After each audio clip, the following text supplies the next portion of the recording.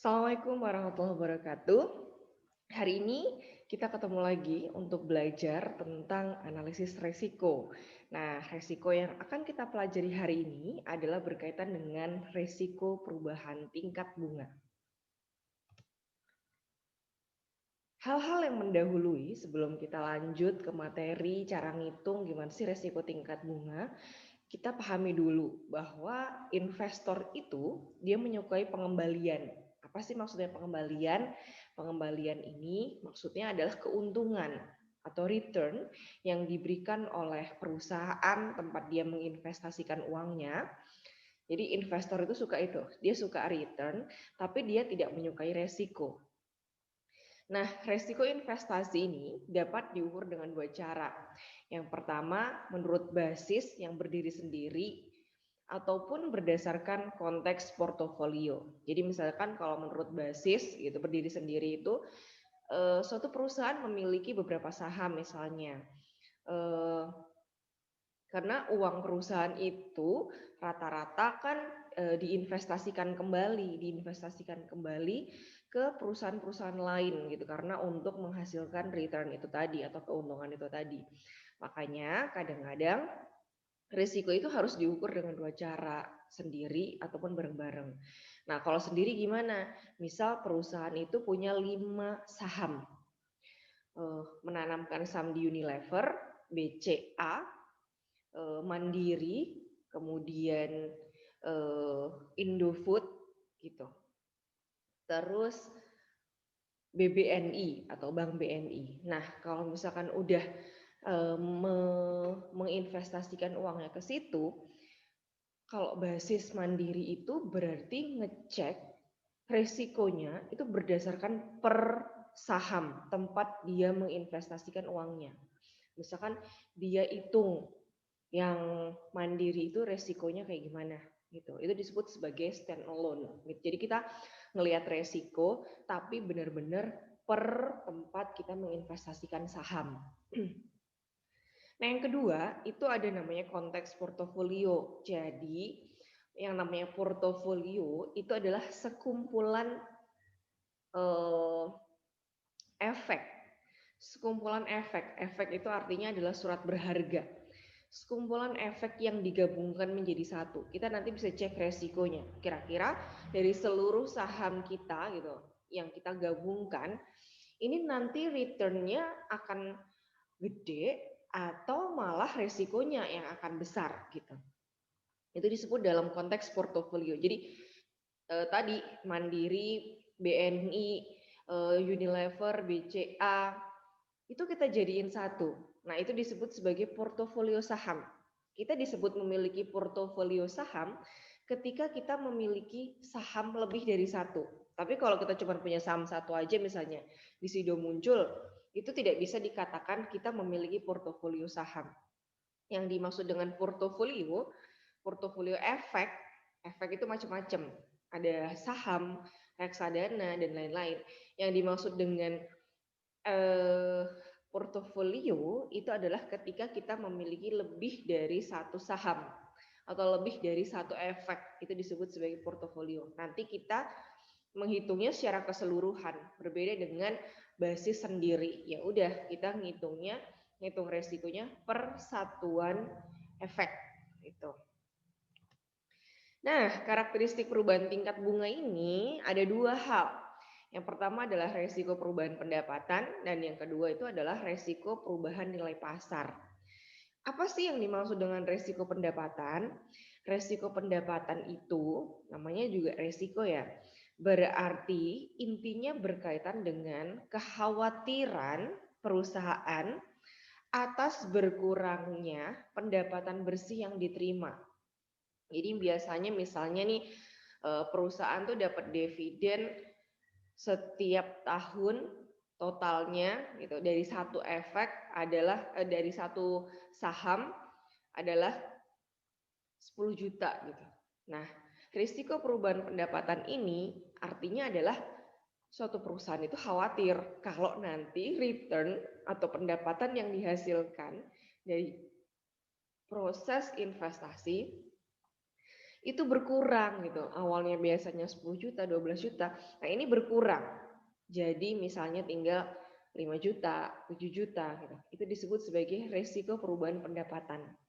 Nah, perubahannya ini itu berdasarkan karena tingkat bunga dari efek, tingkat bunga dari saham. Ini akan mengakibatkan terjadinya perubahan pendapatan. Atau yang kedua, karena adanya perubahan nilai pasar. Nah, nilai pasar ini berubah karena juga tingkat bunga yang berubah menjadi lebih kecil sehingga nilainya menjadi turun. Nah, kita bahas satu persatu dulu berdasarkan resiko perubahan pendapatan. Resiko perubahan pendapatan ini ada dua. Resiko penginvestasian kembali dan resiko pendanaan kembali. Resiko penginvestasian kembali ini maksudnya adalah sebuah resiko ketika kita menginvestasikan sejumlah uang yang dimiliki oleh perusahaan, nanti return-nya sama nggak sama yang kemarin. Nih, misalnya, dari sisi aset, obligasi jangka waktu 1 tahun bunganya 12%. Nah, ternyata dari hasil investasi itu bunganya naik gitu kan, tinggi pada waktu itu 12%. Kalau bunganya 12%, maka nanti nilai investasi yang didapat adalah 12%. Padahal pendanaan yang atau dilakukan perusahaan atau biaya-biaya yang dikeluarkan perusahaan itu adalah 10% dari total asetnya. Nah, kalau hasil return investasinya 12% dan pendanaannya adalah 10%, perusahaan masih memiliki keuntungan, yaitu 12% dikurangi 10%. Perusahaan masih memiliki selisih, yaitu 2%. Namun, ketika nanti diinvestasikan kembali, gitu ya, karena ini resiko penginvestasian kembali, ternyata bunganya adalah 10% ketika kita mau melakukan reinvestasi, ternyata kok bunganya 10% gitu. Maka apakah perusahaan tetap akan mendapatkan return gitu atau spare dari sisa investasi dikurangi pendanaan yang dikeluarkan gitu. Ketika bunganya itu 10%, di sini di dalam soal dituliskan ya, bunganya 10%. Bunganya 10% nih untuk dilakukan reinvestasi. Maka pendanaannya 10%. Nah, kalau kayak gini nggak ada spare-nya. Jadi 10% reinvestasi dikurangi biaya-biaya yang dikeluarkan atau pendanaannya 10%. 10% dikurangi 10%, hasilnya adalah 0. Gitu. Nggak ada lagi spare-nya. Kecuali kayak tadi, bunganya 12%. Jadi yang bunga dari hasil investasi adalah 12%. Biaya yang dikeluarkan 10%. Kita masih ada spare, 12% dikurangi 10%. Kita masih punya keuntungan 2%. Tapi ketika bunganya turun, gitu dari hasil ketika kita melakukan investasi, reinvestasi atau penginvestasian kembali, dan bunganya turun, cuman 10%. Lah, bunga 10% dikurangi pendanaan 10%. Ya udah, habis, nggak ada yang keuntungan yang akan kita dapatkan. Ini masih lumayan gitu, masih BEP ya, masih seimbang gitu. Bagaimana ketika bunganya turun lebih jauh lagi? Misalnya bunganya 7%. Apakah kita mau melakukan investasi kembali ketika bunganya 7%? Padahal biaya-biaya yang dikeluarkan adalah 10%. Kalau kita ngeyel mau menginvestasikan kembali uang kita, padahal kita tahu bunganya itu adalah 7%, maka perusahaan ini akan menghadapi resiko. Resiko penginvestasian kembali. Karena dia mengalami kerugian. Uang dia investasi bunganya cuma 7%, padahal pendanaannya 10%. Artinya dia mengalami kerugian. Kerugiannya berapa? Kerugiannya sebesar 3%. Nah, dari situ kita bisa pahami ketika kita mau melakukan penginvestasian kembali, Ada resiko-resiko yang dihadapi dari tingkat bunga yang senantiasa berubah. Gitu. Jadi investor itu kalau mau menginvestasikan uang benar-benar harus bisa ngecek. Ini nanti ketika aku investasikan kembali uangnya, bunga yang akan kita terima gimana? Apakah tetap tinggi atau nanti tingkat bunganya turun gitu sehingga akan mempengaruhi return kita. Ini yang harus kemudian dipastikan. Nah, kalau resiko penginvestasian kembali ini, dana yang dikeluarkan setiap tahun itu udah fix. Misalkan ini 10%, tahun berikutnya jangka waktu 2 tahun, kalau di dalam obligasi jangka waktu 2 tahun, pendanaannya tetap fix 10%. Nanti ini akan bisa kita hitung. Minimal berarti return yang harus kita dapatkan adalah sama kayak tahun kemarin, 12%. Kalau 10% itu tidak dianggap untung. Apalagi kalau kurang dari itu, padahal pendanaan kita fix 10% terus setiap tahunnya. Nah, selanjutnya kita coba belajar tentang risiko pendanaan kembali. Nah, bedanya risiko pendanaan kembali dengan risiko penginvestasian kembali, di dalam risiko investasi ini kalau kita cek returnnya itu ketahuan fix. Misalnya kita menginvestasikan uang selama 2 tahun, nanti hasil investasi yang akan kita dapatkan adalah 12%. Namun ternyata yang beresiko adalah pendanaan. Wah, pendanaan kita nggak bisa kita pastikan nih gitu. Biasanya pendanaannya 10%. Ketika kita pada tahun tersebut tidak bisa memastikan atau tahun depannya ketika kita menginvestasikan kembali, padahal kita udah tahu nanti returnnya akan 12%. Tapi kita tidak bisa benar-benar menginventarisasi dan memastikan berapa jumlah pendanaan yang nanti akan kita keluarkan. Tahun lalu bisa 10%. Apakah tahun ini pendanaannya 10% juga? Gitu. Kalau pendanaannya itu lebih dari 10%, katakanlah masih 11%, ya perusahaan masih untung lah.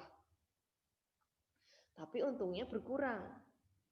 Hanya kemudian ketika pendanaannya itu melebihi dari return investasi yang akan kita terima, maka perusahaan akan mengalami kerugian. Misalnya bunga investasinya 12%, tapi pendanaan atau biaya-biaya yang dikeluarkan perusahaan 14% atau 15%. Maka kerugian yang harus ditanggung perusahaan akibat pendanaan yang terlalu banyak itu adalah 3% misalnya. Karena investasinya 12%. Pendanaan yang dikeluarkan adalah 15%. Maka di sini perusahaan akan mengalami kerugian sebesar 3%. Itu disebut sebagai risiko pendanaan kembali. Gitu ya. Jadi saya ulang, untuk risiko perubahan pendapatan ini kalau teman-teman lihat berdasarkan ini ya, kursor saya tolong dilihat berdasarkan dari pendanaannya ini sifatnya fix, tetap 10%, 10%. Tapi ketika kita mau melakukan investasi kembali, kita tidak tahu return yang akan kita terima itu berapa. Itu disebut sebagai risiko penginvestasian kembali. Ketika kita melakukan investasi kembali dan ternyata bunganya yang diberikan itu kurang dari tahun yang lalu, sehingga menyebabkan perusahaan itu mengalami kerugian, maka ini disebut sebagai risiko penginvestasian kembali. Jadi ini ingat ya, pendanaannya atau biaya yang dikeluarkannya itu fix dari tahun ke tahun tetap 10%. Ini disebut sebagai risiko penginvestasian kembali. Yang menjadi pertanyaan adalah bunga investasi di tahun berikutnya. Ini masih tanda tanya. Ini masih tanda tanya. Maka ini disebut sebagai risiko penginvestasian kembali. Berbeda dengan risiko pendanaan kembali. Kalau resiko pendanaan kembali itu bunga investasinya itu fix. Tahun kemarin 12%. Nah, investasi untuk tahun depan ternyata bunganya tetap 12%. Nah, resiko pendanaan kembali ini adalah resiko yang dihadapi perusahaan ketika ternyata dari pendanaannya itu yang biasanya 10% itu nanti dikhawatirkan bisa lebih dari itu. Misalnya 13%, 14%. Ketika pendanaannya itu lebih dari itu sehingga menyebabkan perusahaan mengalami kerugian, maka itu disebut sebagai risiko pendanaan kembali. Gitu. Nah, hari ini kita belajar tentang dua hal itu dulu. Tentang risiko perubahan pendapatan yang jenisnya ada dua, yaitu risiko penginvestasian kembali dan risiko pendanaan kembali. Semoga bermanfaat. Saya cukupkan. Wassalamualaikum warahmatullahi wabarakatuh.